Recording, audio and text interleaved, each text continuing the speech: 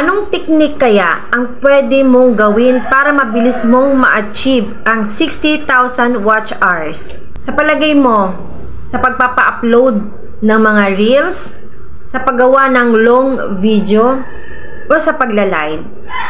So ito guys, ito yung tatlong format na para ma-achieve natin yung 60,000 watch hours. Meron akong napanood na reels, isang big content creator, million na yung views. So sa pamamagitan din ng pag-upload ng reels natin, may tendency na makakatulong po ito sa pag-meet ng 60,000 watch hours. Kapag long video naman yung ginawa natin, dapat engaging. Sa umpisa pa lang, makaka-catch up na ng mga viewers mo ang attention para tapusin nila yung long video na ina-upload mo. So, may tendency na ito ay makakatulong din. Live. Siyempre, sa pagla-live, dapat merong nanonood. Dapat engaging din para hindi antukin yung mga viewers natin. Ang kadalasan sa mga nagla-live, talagang sumusulyap lang kung ano ba ang meron sa pagla-live. So, dapat, umpisa din, makaka-catch up din natin yung attention ng mga viewers natin kung ano ba ang meron doon sa live mo. So, ito guys, itong tatlong ito ay pwede po nating gamitin.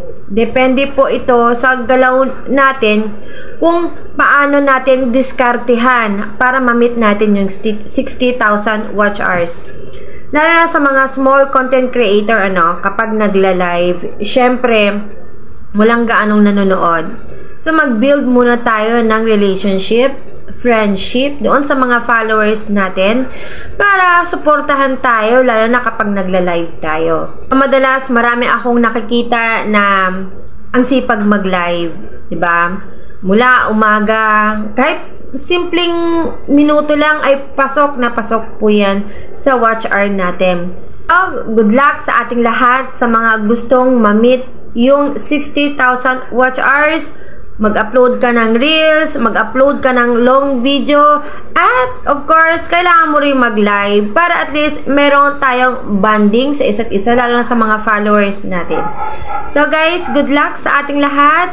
60,000 watch hours, malapit na natin itong ma-achieve. Konting sipag, konting push pa sa ating sarili. Thank you for watching guys!